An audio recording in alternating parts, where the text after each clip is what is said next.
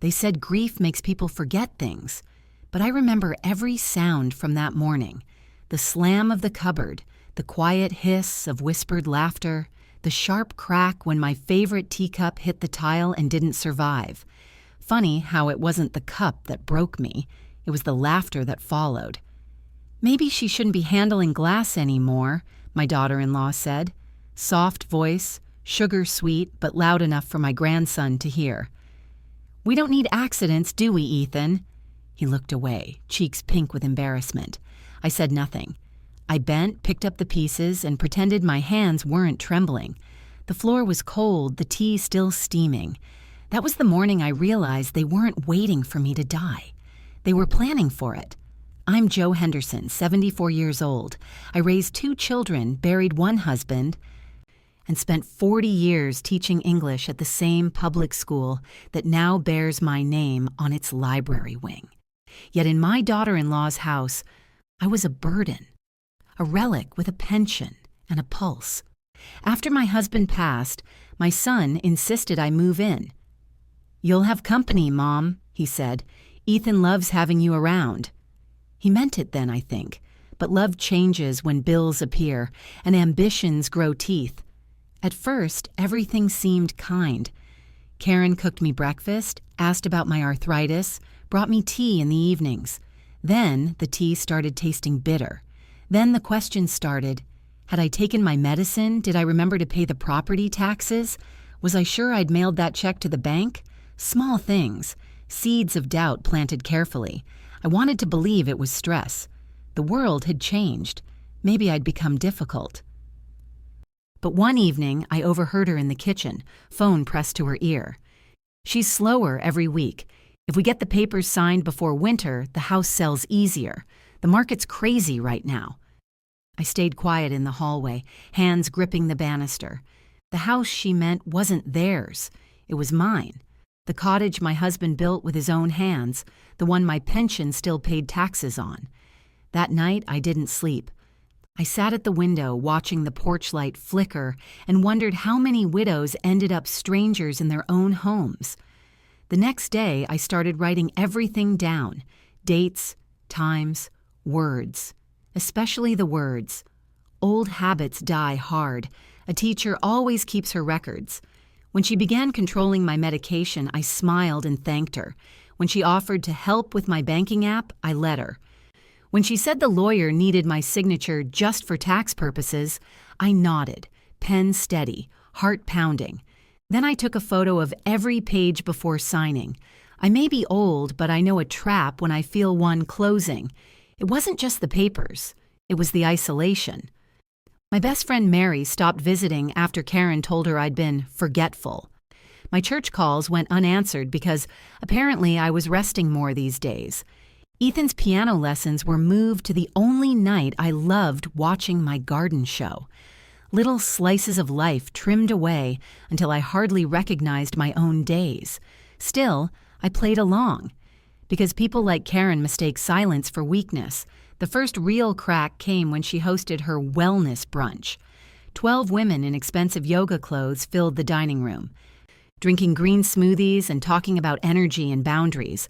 I was pouring coffee when one of them whispered, "Is that your mother?" Karen laughed, light and dismissive. "Technically, yes, but she's just staying until we figure things out." I carried the coffee to the table, set it down, and smiled. "Until they figure out how to sell my house without me," I said, just loud enough. The silence that followed was glorious. That night, my son knocked on my door. "Mom, you embarrassed Karen today." "Did I?" I asked, not looking up from my crossword. "She's been working hard to keep things running smoothly. You're not being fair." Fair. I'd given that boy everything I had. Paid for his law degree, babysat his child, cooked dinners for years when they couldn't afford takeout, and now I was the problem. He sighed, rubbed his temples. "Maybe it's time we talk about assisted living." I closed my crossword.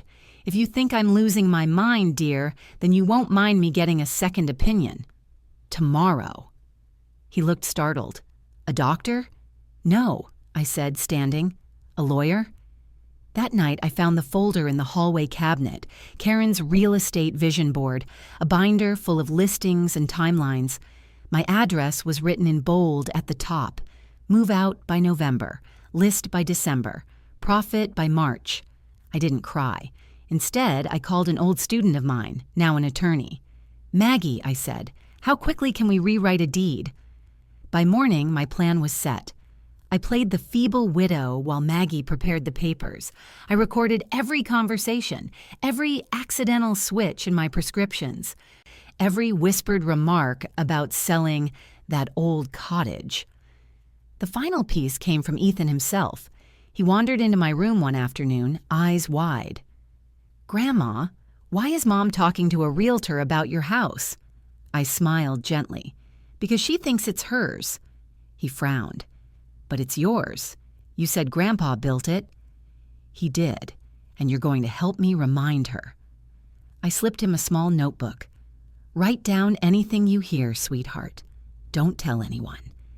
He nodded solemnly, as if we were planning a secret mission, which in a way we were. A week later, I pretended to faint at breakfast. Karen panicked, of course, called 911 for dramatic effect, maybe hoping I'd end up in observation. But the paramedics found nothing wrong. I overheard one whisper, "She's fine, just dehydrated." While they fussed, Maggie delivered the new documents to the county clerk. By sunset, the cottage on Oak Lane no longer belonged to me. It belonged to Granny Joe's Education Fund, a trust established for my grandchildren's future, with me as trustee until my passing. No sale could happen without my approval, ever. 2 days later, Karen burst into my room waving papers. "What did you do?" "Protected what's mine," I said calmly. "You can't just change ownership." "I didn't," I corrected. "I just decided my grandchildren deserve a roof over their heads someday. You, on the other hand, can keep your smoothies." Her face turned the color of curdled milk. She left without a word, but something told me it wasn't over. The air in the house shifted, quieter, sharper. My son avoided me, Ethan kept his distance, and Karen started locking her office door. That night, I found a printed notice on my dresser. Notice of termination of residency, effective in 3 days. I folded it neatly, set it beside the broken teacup shards I'd kept in a jar, and whispered to the empty room, 3 days? That's all I need. Because they'd forgotten who I was before I became Grandma. Before arthritis and cardigan sweaters, I was Josephine Henderson, teacher, widow, mother, and if they thought they could erase me like chalk from a board, they were about to learn I still had one last lesson left to teach, and this one would be permanent. I didn't sleep that night, not a minute. I sat by the window watching the thin November rain soak through the garden, the same garden my husband and I had built from nothing but wild dirt and patience. Each drop tapped the glass like a clock counting down the hours until my eviction. 3 days, the letter said. 3 days to disappear from a house that wasn't even theirs. But grief has a strange way of hardening a person. You reach a point where losing everything doesn't scare you anymore. That's when you become dangerous. By sunrise, I'd made a list. A teacher's instinct, tidy and deliberate. 1. Contact Maggie. 2. Contact the realtor Karen's been flirting with. 3. Contact the newspaper. See, Karen thought humiliation only worked one way. She was about to find out it can go both directions. Maggie called first. "Joe, I read the termination notice you sent me. It's not legally binding. They don't own the property." "True," I said, "but they don't know I know that." "You're playing a game of chess with amateurs," she warned. "Good," I said. "That means I get to teach them the rules." By 9, I was dressed, pearls on, coat buttoned, every hair pinned. When I walked into the kitchen, Karen nearly dropped her phone. "Where are you going?" she asked. "To the library," I said. "It's senior day." "You don't need to go out in this weather." "Neither do snakes," I said sweetly. "But they do it anyway." Her smile twitched. She didn't like when I used metaphors. Probably reminded her she'd married a man raised by someone who could still read. The library wasn't my destination, of course. My first stop was at the office of Daniels Realty. The glass doors were spotless, the reception cold. A young man in a tight blue suit looked up. "Can I help you, ma'am?" "Yes," I said. "You can tell me why my daughter-in-law has been using your office printer to make fraudulent sale contracts." He blinked like a deer in headlights. "I'm sorry." "What?" I placed Karen's draft contract on his desk. Her handwriting was unmistakable. "I taught her cursive myself," I said, voice steady. "Now, I'd like the manager." 10 minutes later, a woman in her 40s appeared, all corporate polish and panic. "Mrs. Henderson, we had no idea." "Good," I said, "because I'd hate for your firm to be part of this scandal when it hits the Gazette. My husband helped build this community. My name's on the school library. Do you really want headlines about falsified property sales under your logo?" Her color drained. "Absolutely not." "Then email me every document Karen Henderson printed here in the last 30 days. And don't destroy a thing. Consider this your chance to do the right thing." She nodded, trembling. That was step one. By lunchtime, I was sitting in Maggie's office, sipping tea that didn't taste like poison. She flipped through the printed documents, shaking her head. "Your daughter-in-law forged your signature on an intent-to-sell contract. If she'd filed this, she could have convinced a buyer you'd agreed to transfer the property." "Could have," I repeated, "but she won't." We made copies, notarized statements, and filed a preemptive notice with the county clerk. Anyone attempting to sell my cottage would now hit a wall of legal red tape, so thick even Karen's fake charm couldn't cut through it. Still, I wasn't satisfied. I didn't just want protection. I wanted a point, a story they'd tell in whispers for years, about the old woman who smiled while she took her revenge one polite cup of tea at a time. The idea came that evening while I was making soup. Ethan sat at the table, drawing with his colored pencils. He looked tired, quieter than usual. "Everything all right, sweetheart?" I asked. He hesitated. "Mom says we might move soon." "Oh?" "She said we can't afford to stay if you don't sell your house." Dad looked sad. That hurt. Not because of what he said, but because even children can smell deceit. "Ethan," I said softly, "if Grandma ever told you to tell the truth, even when it's hard, would you still do it?" He nodded solemnly. "Good," I said. "Then keep drawing. You might need to show people what's real later." He didn't understand then, but he would. Later that night, I heard Karen and my son arguing in the kitchen. Her voice was sharp, his tired. "She's manipulating you, Daniel. You think that trust fund nonsense is fair? She's sitting on $500,000 that could change our lives. It's for Ethan's education, Karen. And what about ours?" A chair scraped. A door slammed. Then silence. I lay awake staring at the ceiling. Once upon a time, I'd have cried. Instead, I planned, because if greed had made her cruel, I'd use it to make her careless. The next morning, I invited her to breakfast. "Peace offering," I said when she narrowed her eyes. She hesitated but sat. "I've been thinking," I began, stirring my oatmeal. "Maybe you're right. Maybe I can't handle things anymore. It's exhausting keeping up with lawyers and papers." Her fork paused. "Really?" "Yes," I said, lowering my voice. "Maybe you should handle it. You're better with technology." Her pupils dilated like a cat spotting prey. "Joe, I appreciate that. I just need to get some documents in order before we sign anything. Could you print the old deed papers for me again? I want to make sure everything's clear." She bit the bait so fast it was almost pitiful. "Of course. I'll get them from my folder." While she went upstairs, I sent Maggie a quick text. "Recorder ready, get here in 30. When Karen returned, she had 3 papers and her best imitation of sincerity. "These just need your signature." I pretended to squint. "I'll fetch my glasses." As I walked out, Maggie slipped through the back door, phone camera recording. "Go ahead," I said, returning to the table. "Explain each page to me." Karen's voice was syrup. This one confirms transfer of partial ownership to— Speak up, dear, I interrupted. My hearing isn't what it used to be. She smiled wider, raising her tone. To me and Daniel, so we can manage your assets responsibly. Maggie's phone caught every word. And this one?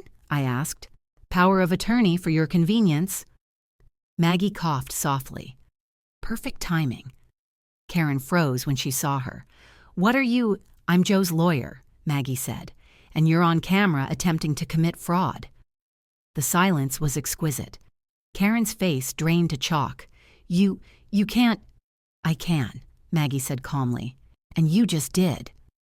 Karen lunged for the papers, but I laid my hand on them first. I told you once, dear, I was a teacher. You should have listened harder. Actions have consequences. She left the room shaking. My son followed half an hour later, face pale, voice hoarse. Mom, what did you do? What I had to, I said. For both of you. He rubbed his forehead. She says she might press charges for harassment. She can try, I said, but she'll find my lawyers faster. That night, the house was quiet again, but a different kind of quiet. The kind that follows thunder. I didn't win yet. Karen was a storm that didn't stop at the first sign of lightning, but she'd underestimated the woman who taught generations how to read between lines. When I walked past the kitchen, I saw her phone abandoned on the counter, screen glowing with a half-written text to the realtor. Deal still possible. We'll handle the old lady soon. The words blurred as my anger finally broke through the calm. I deleted the message, opened the camera app, and took a picture of the eviction notice instead. Then I sent it to Maggie with a note. Next move's mine. Because if they thought those 3 days were mine to pack and leave, they were mistaken. Those were my 3 days to finish the lesson, and by the time the last one ended, this house would have a new sign on the front lawn. Not for sale, but sold. And the buyer? Let's just say she'd be very surprised who was moving in. The third day came like a dare. The paper on my dresser still said I had until midnight to be out, but I had no boxes packed, no suitcase by the door.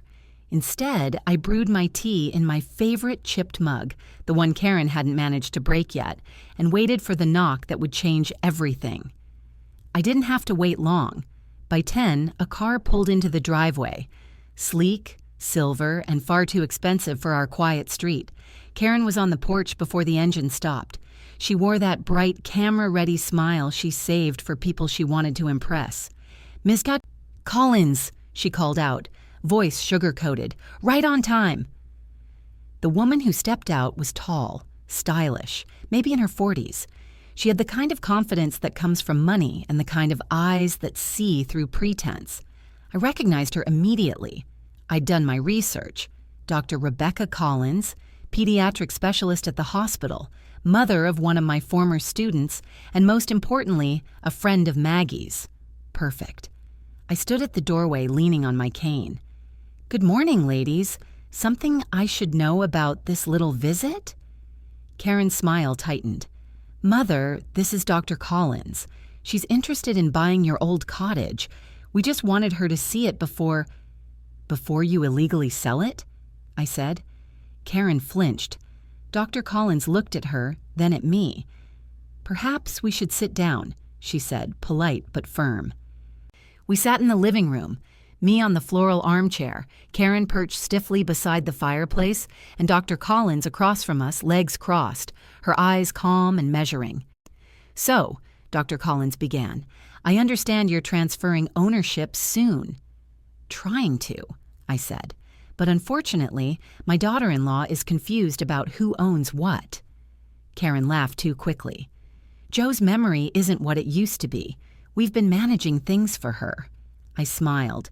Is that why you forged my signature on a contract, dear? Her face went white. Dr. Collins tilted her head.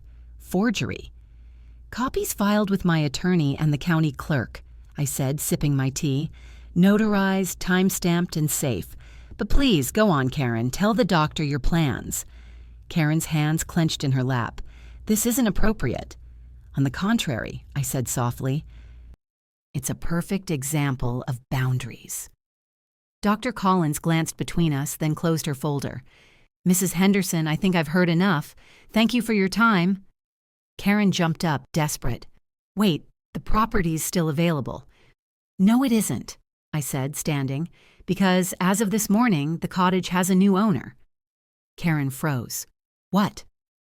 I pulled a folded document from my cardigan pocket and handed it to her. The deed transfer was completed at 9 a.m. this morning. Dr. Collins doesn't need to buy anything. She already owns it. Her jaw dropped. That's impossible. Nothing's impossible when you underestimate old women and lawyers, I said. You see, I offered the cottage to Dr. Collins for $1 with the condition that it remain part of the community, specifically as a reading center for children. My husband built that house for family, and now it'll raise a new generation of them. Karen's mouth opened and closed soundlessly. Dr. Collins smiled faintly. We're naming it the Henderson Learning Cottage. My hospital's foundation is funding renovations. The room went quiet. I could hear the refrigerator humming, the clock ticking, Karen's breathing sharp and uneven. You gave it away? She finally gasped. You're insane. Not at all, I said. I invested it. In children, in books, in futures that won't try to sell what isn't theirs. You can't just... We were counting on that money. I know, I said gently. That's why it's gone. She stormed out, slamming the door so hard the walls trembled. My son came home an hour later, face drawn, eyes heavy. He stood in the doorway of my room, looking smaller than I remembered. She's packing, he said quietly. I know. He rubbed his jaw. You really gave the cottage away? Yes. And before you ask, no, you can't undo it. He nodded slowly, then sank into the chair by my dresser. Mom, I don't know how things got this bad. You do, I said. You just didn't want to see it. He looked down at his hands. Karen said you hated her. I didn't hate her, I said softly. I hated what she made you believe. That love means silence. That gratitude means obedience. I stayed quiet to keep peace, Daniel, but sometimes peace costs too much. He swallowed hard. I think she's leaving for good. Good, I said, but you and Ethan can stay as long as you need. Mom. She took the car. I smiled a little. Then it's a good thing I've still got the truck. That night, I found Ethan sitting on the porch steps, knees drawn to his chest. Is Mom mad? He asked. She's learning a hard lesson, I said. He looked up at me. Grandma, did you really give away your house? I gave it to the children, I said. To kids who need a place to read and dream. That's worth more than money. He nodded slowly, then reached into his backpack. I made you something. It was a drawing. Me, standing in front of the cottage, holding a book. Over the roof, he'd written in bold crayon letters, Granny Joe's place. I pressed it to my heart. It's perfect. We sat in silence until the porch light flickered on, and I realized it was the first time in weeks that the house felt peaceful. The next morning, I woke to the sound of my phone buzzing. Maggie again. Joe, she said, voice urgent. You might want to turn on the TV. I did. There, on the local morning news, was Karen, hair perfect, tears carefully staged. My mother-in-law's confused, she was saying to the camera. She's been manipulated by outsiders. She needs help. I laughed so hard I nearly spilled my tea. Manipulated, I muttered. That's one word for it. The reporter turned to the anchor. Sources confirm Mrs. Henderson's property has been legally transferred to a children's reading charity. The organization says it's a gift from the founder herself. Maggie chuckled on the phone. You're trending, Joe. Half the town's calling you a hero. I sighed, leaning back in my chair. Heroes are just people who've had enough. Later that afternoon, a delivery truck arrived. The driver handed me a parcel with no return address. Inside was Karen's wedding ring and a note that simply read, Keep your stories. Old woman. I'll make my own. I placed the ring in my teacup jar with the broken pieces of porcelain. You already have, I whispered. As dusk fell, Ethan came running in, excitement glowing in his face. Grandma, there's a sign at the cottage. It says grand opening soon. I smiled. Yes, sweetheart, the best kind of opening. He tilted his head. Are you happy now? I looked at him, this child with his father's eyes and my stubborn chin, and thought of all the people who'd tried to silence women like me. Happiness is quiet, Ethan, I said, but so is victory. That night, I sat by the window again, watching the garden sway under the moonlight. For the first time in months, I didn't feel like a guest in my own life. Still, one thing lingered, the letter from the bank I'd found in Karen's folder, her name on a loan she couldn't pay, her signature beside my forged one. She thought she'd destroyed the evidence. She hadn't. And tomorrow, when the bank called asking about repayment, someone would have to answer, because this story wasn't over. Not yet. There were still a few lessons left in my old chalk box, and one final exam waiting for Karen Henderson. The call came just after breakfast, the kind of call that makes even the strongest tea taste bitter. Mrs. Henderson? The voice was smooth, professional, and distinctly nervous. This is Jeremy from First Western Bank. We're calling regarding the small business loan under Karen Henderson's name. It seems your signature appears on the guarantee? I smiled before answering. Yes, Jeremy, I'm aware. In fact, I was hoping you'd call. A pause. So, you are confirming the signature? I'm confirming that it's forged, I said calmly. And before you panic, my lawyer already has copies. There was a sputter on the other end. Forged? Ma'am, that's a serious accusation. It's not an accusation, I interrupted. It's evidence. You'll be receiving the notarized statement in 2 hours. I trust that's enough time to put a hold on her accounts? He cleared his throat. Yes, Mrs. Henderson. We'll begin an internal investigation immediately. Good, I said. You might want to check her company's Instagram, too. She's been advertising investment returns that don't exist. It's quite the performance. By the time I hung up, I could almost feel the ripple of panic traveling through Karen's world. She'd spent so long pretending to be untouchable that she forgot every lie leaves fingerprints. It was only noon when the first message came. My son's number, 3 missed calls, then a text. Mom, what did you do? Karen's account is frozen. I didn't reply. Some lessons had to unfold in silence. Instead, I baked.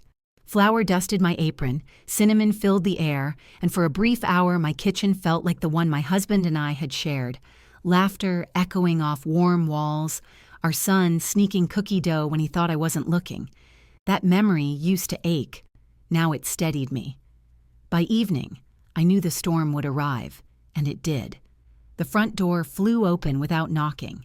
Karen burst in, face flushed and wild. My son trailed behind her, pale and defeated. You vindictive old witch, she spat, slamming her purse on the table. Do you have any idea what you've done? I set down the wooden spoon. Several things, I said. You'll need to be specific. You called the bank. You ruined my business. I saved you from prison, I said. You should be thanking me. She stared at me like she wanted to throw something. You're insane. Insane people don't document every lie you tell, I said, nodding toward the folder on the counter. That's for the investigators. They'll probably stop by soon. You might want to fix your lipstick before they do. Her mouth opened, but no sound came out. Then she turned to my son, desperate. Daniel, say something. He didn't look at her. Karen, did you forge my mother's signature? It was just paperwork. She wouldn't have understood it anyway. He closed his eyes. That's not an answer. She's ruining us. No, I said quietly. You ruined yourself when you decided my age made me harmless. Karen's composure cracked. You think anyone will believe you over me? You're old, confused, living off memories. Maybe, I said, but memories are useful things, especially when they're recorded. She blinked. Recorded. I reached for the small black recorder on the shelf and pressed play. Her own voice filled the room, sweet and sharp. This one transfers ownership to me and Daniel so we can manage her assets. She lunged for the device, but Daniel caught her wrist mid-air. Enough. His voice was low, final. You've humiliated yourself enough for one lifetime. She yanked free, shaking, tears streaking her mascara. You'll regret this, she hissed, pointing at me. Both of you. Then she was gone, the slam of the door echoing through the quiet like thunder. Daniel stood there a long time, staring at nothing. Mom, I don't even know what to say. Then don't, I said gently. Just start over. With Ethan. He needs his father more than he needs a war. He nodded, eyes wet. You always said honesty catches up eventually. It always does, I said. The trick is being ready when it does. The next week felt like spring after a long frost. The bank's legal team called to thank me for the evidence. Karen's business was under audit. Her social media empire collapsed overnight. The local paper ran a story titled, "Retired Teacher Protects Heritage Property from Fraud." I didn't read it, but Ethan brought me a clipping and grinned. Grandma, you're famous. Infamous, maybe, I said, laughing. That's even better. Dr. Collins stopped by with blueprints for the renovation. The cottage would open in May. Transformed into a children's reading center. She wanted to dedicate one corner as Joe's room, with a sign that read, "Never too old to start over." I told her I'd settle for a rocking chair and a shelf of teacups. When she left, I sat in the quiet and let the relief settle into my bones. But peace never lasts long in my world. The phone rang again that evening. Mrs. Henderson. The voice was deep, unfamiliar. Detective Harris, Mesa County PD. We're handling a case involving Karen Henderson. She listed you as her emergency contact. I felt my heart tighten. What's happened? She's been detained on suspicion of fraud and identity theft. We found several documents with your forged signature. We'll need you to come in tomorrow to confirm statements. I exhaled slowly. I'll be there. After hanging up, I stared at the phone for a long time. Somewhere between satisfaction and sorrow, a strange stillness settled over me. I hadn't wanted revenge to end like this, with handcuffs and headlines. I just wanted respect. But people like Karen never stop until they're stopped. That night, I found Ethan sitting by the window, sketchbook in his lap. He looked up when I entered. Dad says Mom's in trouble. She made some bad choices, I said softly. He nodded, then pointed at his drawing. Our cottage, bright and full of light. Can I still go there when it opens? Of course, I said, sitting beside him. That's exactly who it's for. He hesitated. Grandma, are you mad at her? I looked out into the dark. Mad? No, just sad. Some people forget that love isn't about what you can take from someone. It's about what you leave behind. He frowned thoughtfully. Like Grandpa's garden? Yes, sweetheart, I said, smiling. Exactly like that. The next day, I walked into the police station with Maggie at my side. The officer handed me a folder of documents. Karen's handwriting was everywhere. My name twisted into signatures that weren't mine, numbers scribbled in margins, desperate attempts to rewrite reality. Do you wish to press charges? The detective asked. I thought for a moment. No, I said, but I want her to know I could. He nodded. We'll keep you informed. As we left, Maggie squeezed my arm. You're a better woman than most. No, I said, just a tired one. When I got home, Daniel was in the kitchen, making coffee for once. He handed me a cup like a peace offering. I called the contractor, he said. I'm helping with the cottage renovations. I smiled. You're learning. He looked at me for a long moment. I don't deserve your forgiveness. Maybe not, I said, but you'll earn it. One honest day at a time. He nodded, eyes glistening. Thank you, Mom. That night, I sat on the porch as the first spring breeze brushed the air. The garden was coming back to life. green shoots pushing through the soil, stubborn and hopeful. I thought about all the years I'd spent teaching children to believe in their own voices. It struck me that somewhere along the way, I'd forgotten mine still mattered. But now, as I looked at the lights glowing from the cottage down the road, my cottage, now alive again, I realized I'd reclaimed it. Not the building, but the part of myself that refused to be erased. The world had tried to box me in with age and politeness. I broke the box. And tomorrow, when the workers arrived to start painting the sign over the door, I knew exactly what it would say. The Henderson Learning Cottage, where stories fight back. Because this story wasn't just mine anymore. It belonged to every woman told she was too old, too gentle, too late. And if Karen ever walked past it, maybe she'd finally understand the truth. You can steal a signature, you can fake a smile, but you can't silence a woman who's finally remembered her worth. They hung the sign at sunrise. The Henderson Learning Cottage, where stories fight back. The letters gleamed gold in the early light, and for a moment I had to steady myself on my cane. The paint still smelled new, sharp, alive. My husband would have loved this. He always believed every ending deserved a good beginning. The mayor arrived first, all smiles and polished shoes. "Mrs. Henderson, this town owes you a debt of gratitude." "No, Mayor," I said. "They just owe me a library card." By 10, the lawn outside the cottage was filled with people. Families, former students, neighbors, even the postman who'd been delivering my mail since the Carter administration. They'd set up a table of cookies and lemonade and a banner that said "Grand Opening Celebration." I spotted Daniel and Ethan standing near the steps. Daniel's suit was wrinkled, his eyes tired but clearer than I'd seen in years.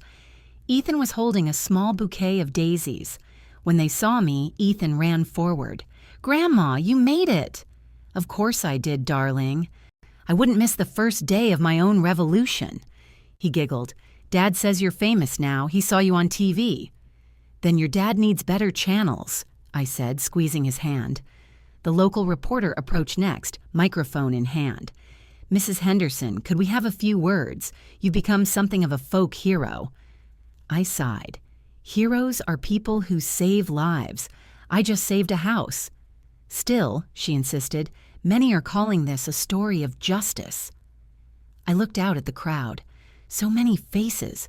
So many small lives connected by threads we don't even see until they tighten.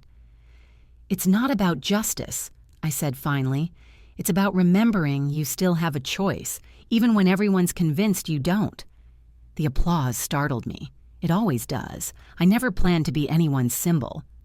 I was just a grandmother with a notebook and a stubborn streak.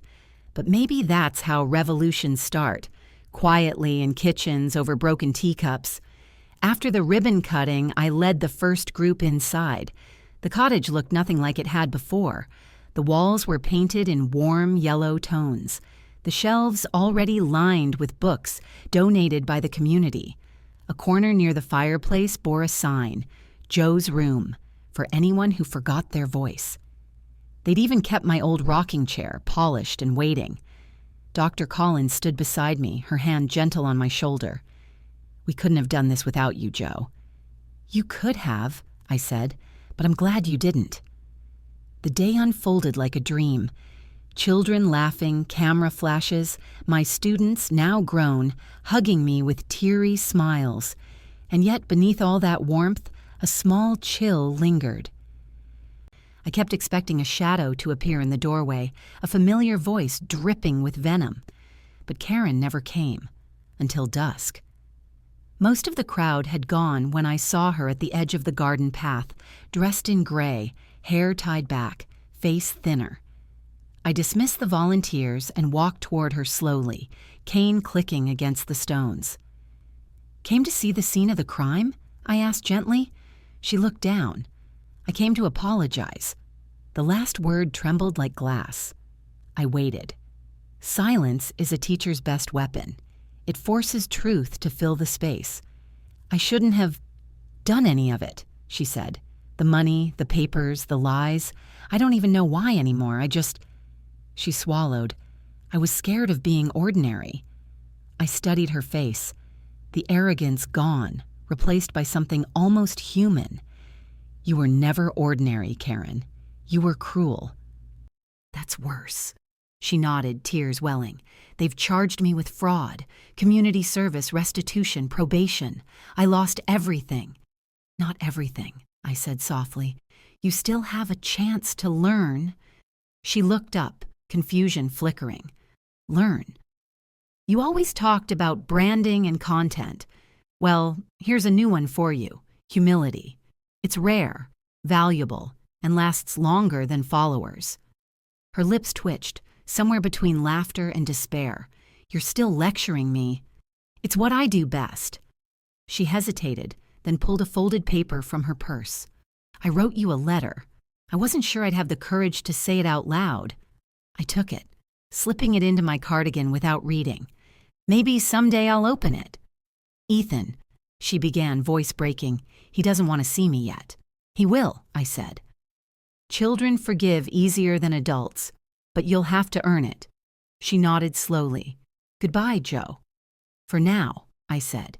Goodbye for now.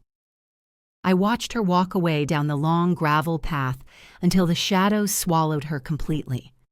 Then I turned back toward the cottage. Through the window, I saw Ethan reading aloud to two smaller children, his voice soft and sure. And in that moment, I understood something my husband used to say. Sometimes you don't get justice or revenge. Sometimes you just get peace. And that's enough. A month passed. Spring unfolded into summer. Daniel found new work teaching law at the community college. Ethan spent his afternoons volunteering at the cottage, helping younger kids read. The town called me Miss Joe again. It felt good. But one morning, an envelope arrived with no return address. Inside was a check, $10,000, and a note written in Karen's handwriting. For the children's library. Tell Ethan his mother is learning. I stared at it for a long time. Then I smiled. Lesson received, I whispered. That weekend, I used the money to buy more books, new chairs, and a large sign for the garden that read, Readers bloom here. One quiet afternoon after the last child had left, I sat in my rocking chair by the window, the golden light pooling on the floor. For the first time in years, I felt something soft and unfamiliar settle over me. Peace, not sharp, but deep, steady. Daniel came in holding a tray with 2 cups of tea. Thought you might want company. Always, I said. He sat beside me, following my gaze out the window to where Ethan was chasing butterflies in the garden. You really turned this place into something. We all did, I said. Even the mistakes helped. He smiled faintly. You know, Mom, I think you were right. Peace is worth more than winning. Sometimes, I said, sipping my tea, but sometimes peace is the best way to win. Outside, Ethan laughed, pure, free, bright.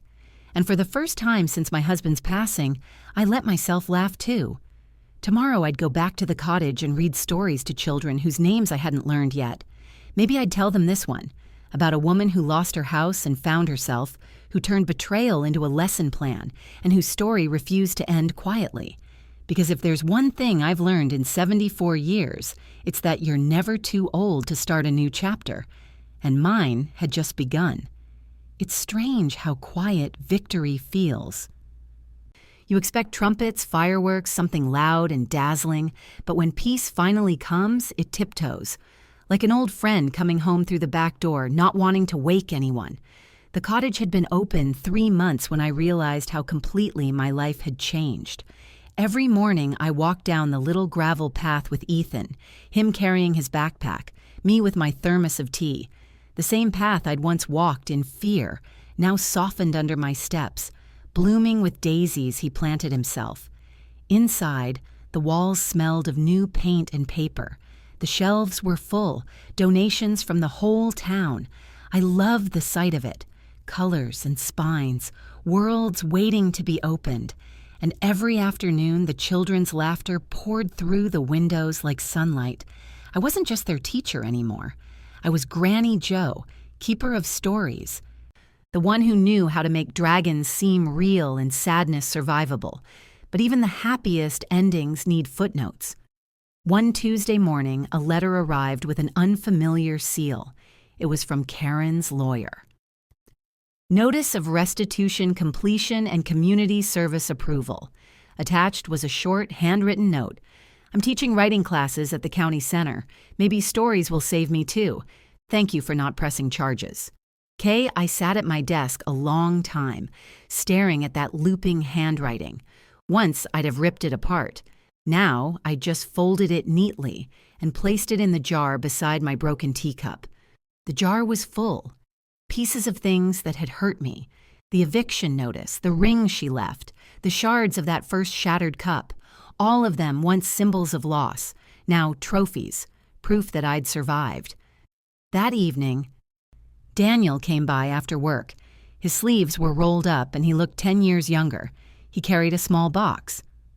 I thought we might need this here, he said, setting it on the desk. Inside were photographs, old ones. Me and my husband in the garden, him teaching Ethan to fish. Family birthdays I'd half forgotten. I felt my throat tighten. I found them in the attic, Daniel said. Karen had boxed them away. I think she wanted to erase the past. People who fear their roots often try to cut them, I said softly, but they just end up lost. He smiled a little, brushing dust off one of the frames. I'm sorry, Mom. I know. I should have stood up sooner. Maybe, I said, touching his arm, but you did stand up eventually. That's what matters. He nodded. And I could see in his eyes the boy he used to be, the one who ran home with scraped knees and wild dreams. Ethan talks about you nonstop, he said. His teacher told me he's writing a story about a hero named Grandma Joe who beats a dragon made of lies. I laughed, the sound surprising even me. Smart boy. That dragon deserved it. Summer faded into autumn, and the cottage grew busier. The townsfolk built a bench outside with a brass plaque that read, "In honor of Joe Henderson," who taught us that silence isn't kindness. Sometimes I'd sit there after closing, listening to the wind in the trees. The world had finally gone still, but not empty. It hummed with possibility. One crisp evening, just as I was locking up, a car stopped by the gate. A woman stepped out slowly, clutching a paper bag. Karen. I didn't move toward her, but I didn't turn away either. I brought something, she said quietly. It's not much. She held out the bag. Inside were cookies, burnt around the edges but still warm. Chocolate chip? I asked. She nodded. Ethan's favorite. We stood there, two women on opposite sides of a war we'd both lost in our own ways. I'm working at the shelter now, she said, reading to the kids on Saturdays. They asked for a name for the program. Oh? She smiled faintly. We called it Granny Joe's Corner. Thought you wouldn't mind. For a moment I couldn't speak. Then I took one of the cookies, broke it in half, and offered her a piece. I don't mind, I said. Everyone needs a place to begin again. She nodded, eyes glistening. I'm sorry. I know. She left a few minutes later, and I stood watching the taillights vanish down the hill, the taste of burnt sugar lingering on my tongue. Bitter-sweet, like forgiveness always is. Winter came early that year. Snow dusted the roof of the cottage, frosting the garden white. The children didn't stop coming, though. They'd bundle in scarves and mittens, stomping their boots at the door, shaking off the cold like puppies. One afternoon, Ethan ran in, cheeks flushed. Grandma, guess what? Our story club got published in the newspaper. He held out a copy of the Mesa Gazette. There, in bold print, was the headline, Young Writers Celebrate First Book from the Henderson Learning Cottage. I blinked back tears. That's wonderful, sweetheart. He grinned. We dedicated it to you and to Grandpa. It says, for those who taught us to fight with kindness. I pulled him into my arms, his wool hat scratching my chin. You've all learned faster than I did. He looked up at me, serious now. You taught us how. And just like that, All the weight of the past months, the betrayal, the fear, the exhaustion, lifted, replaced by something quieter and stronger. That night, I sat by the fire in my rocking chair, the cottage empty except for the soft ticking of the clock. I reached for my journal, the same one I'd started the day I overheard Karen planning to sell my house. I turned to the last blank page, entry, Subrayuan 134, final lesson. I wrote slowly, deliberately, each word like a breath I didn't want to waste. Sometimes life takes everything from you to remind you what can't be taken.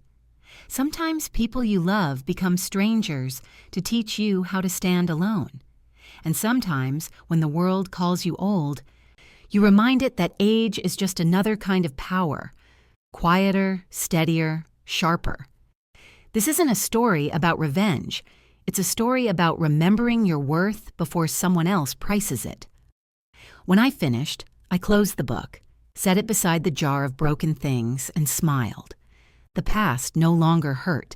It simply sat there, like a well-worn story on the shelf, finished, understood, no longer needing to be rewritten. Outside, snow kept falling, silent and soft, blanketing the path to the cottage. Tomorrow the children would track it with their boots again, and their laughter would fill the air. And when they asked me, "Grandma Jo, are you happy now?" I'd tell them the truth. Not just happy, my loves, free. Then I'd hand them a storybook and whisper, "Now, your turn." Because my story had ended the only way a teacher's story should. Not with applause, but with a classroom full of new beginnings.